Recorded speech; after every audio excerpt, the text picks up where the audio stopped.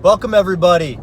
I've got a few minutes here on my drive home and I wanted to go over a couple important sales tips, I guess we'll call them. And there's 4 things that I wanted to hit on. The first is assuming the sale. From your very first meeting, the very first interaction that you have with somebody, assume the sale. I'm going over some railroad tracks here, so I'm going to brace my mirror cam. Okay, assume the sale. Why?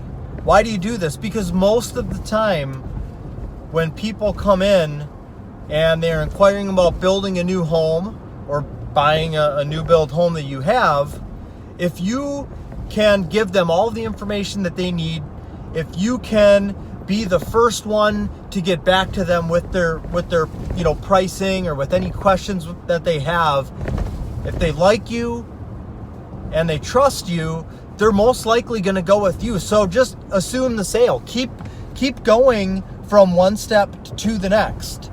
So assuming the sale is basically meeting with somebody, and you as the salesperson are already knowing that they're going to be moving forward with you. That's the mindset that you need to have. Another part of that would just be it's a confidence type thing. If you're assuming the sale, you're doing everything that's needed to just keep moving them along. And why not do that? Do that until they tell you to stop. Maybe you might be working with somebody and you get to the end of the first meeting and you start going into what the next steps are going to be. You start going into setting up that next meeting, and they might say, whoa, okay, let's put on the brakes here for a minute, Mr. Lawrence. We're not ready to proceed. We'd like to, talk with a few other builders first. Okay, that's fine. But most of the time that is not going to happen.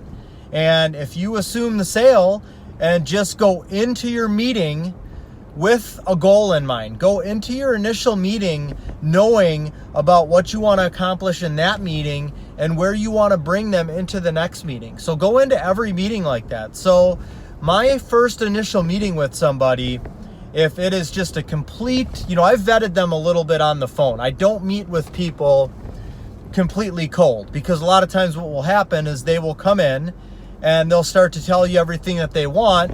And as you're asking questions like what they want and what their budget is, it turns out that they want way over what the budget is and they are not ready to do something at this point. So an important tip to not waste your time is somebody sends in an email or a phone call, and a lot of times they're going to say, I want to meet. I want to sit down and meet. And they want to get building information and pricing. So for them, it is beneficial to meet right away. But for you, you've got to spend your time wisely.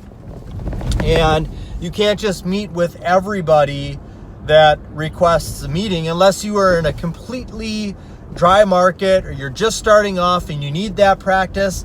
Then my advice would be to meet with every single person, because even if you meet with somebody that's not ready to build or not in a financial position to, you're still going to get practice.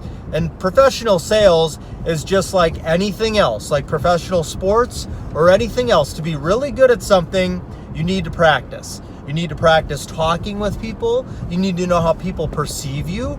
You need to be able to control your voice influx.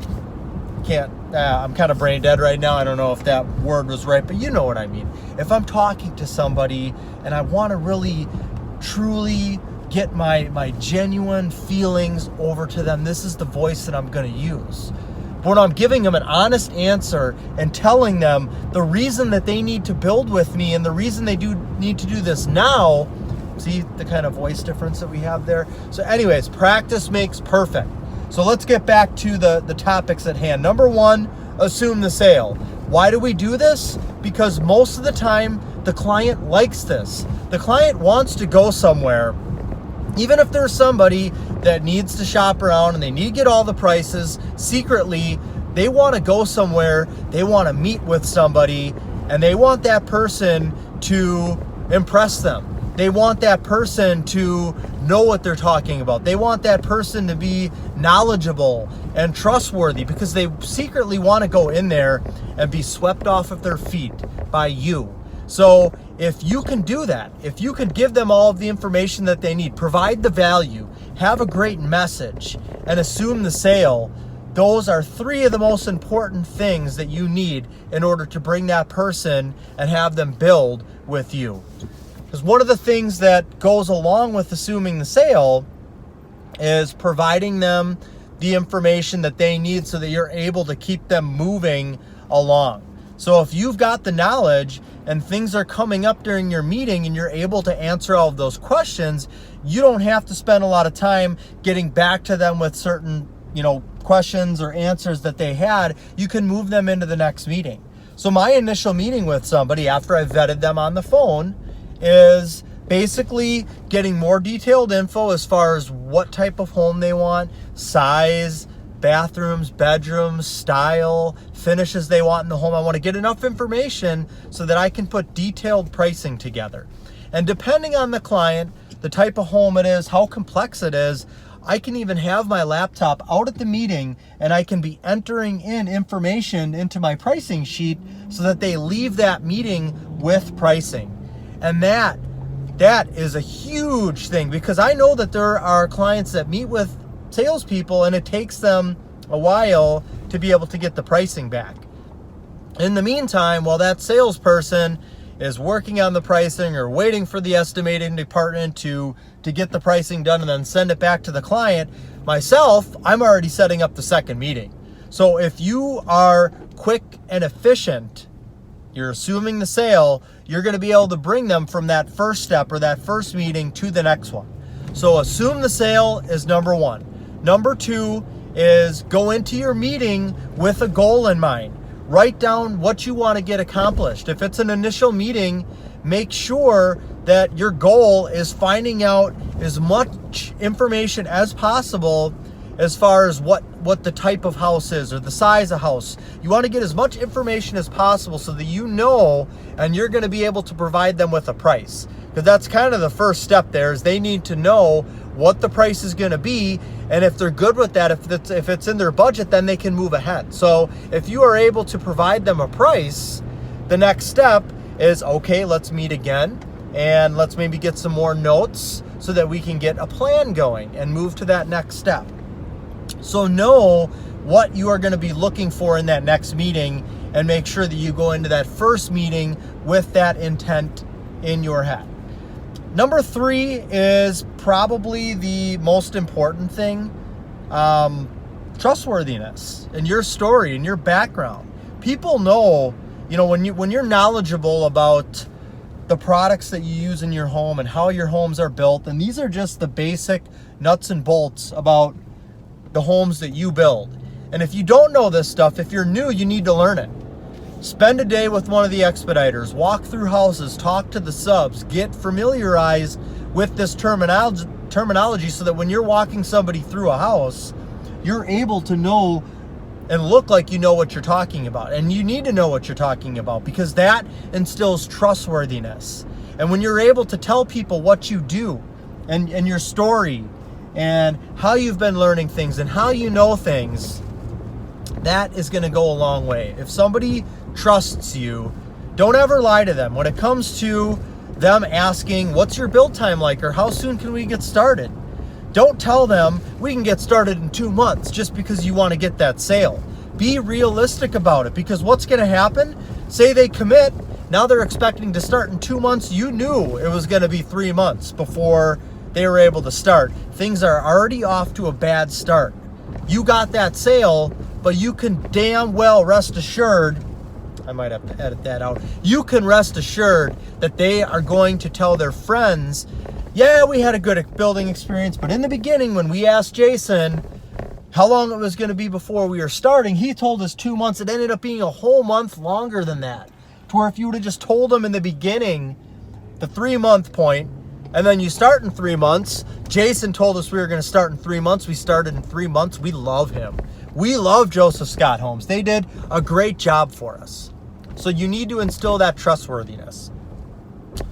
And that is, number 4 is be an action taker.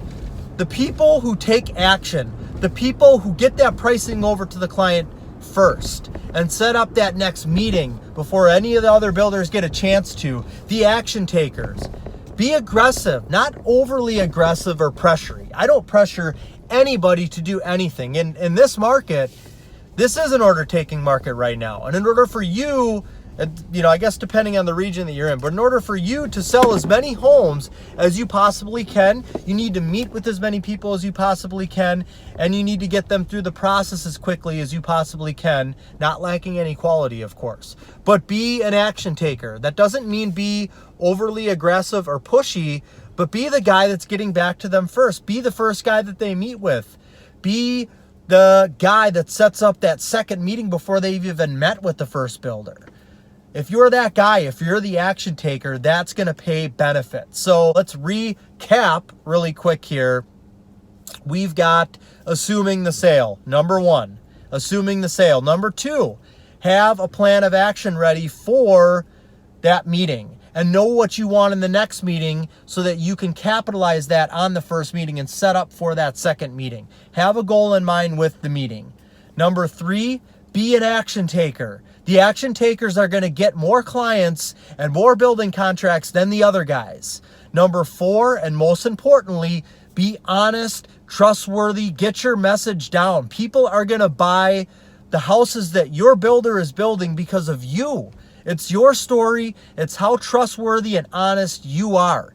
And I could say sometimes that's a shame because I know I may be and we put out a better product than another builder, but if that other salesperson has a better message than me, and that other salesperson is more trustworthy than me and honest than me, he's going to get the sale, no matter what type of home they're building. Now that doesn't always hold true because sometimes builders' reputations, precede themselves, and then I guess that client wouldn't even went and talked with them. So if a client is looking between me and somebody else, and I'm the one that's got the better message, I'm the one that tells them about how I grew up in this industry and I've been working in this industry for 20 years. I've worked on every part of the house. I picked up garbage off of lots. I cleaned out houses. I expedited houses. Now I'm doing what I love, and that's meeting with you to help you design and put together your home. I've got the best message there. Work on your message. Be trustworthy. If you know what you're talking about and you're honest with people, you don't have to try to be trustworthy. You will be, and they will feel that. That will get transferred over to them. If you've got that, they're going to choose you. So that's the most important step out of them all. So put those into practice, work on it, and I appreciate your time. Please, if you are a new home salesperson, share this video, leave me a comment, give me a thumbs up. I would really appreciate it. Thank you. Take care. God bless.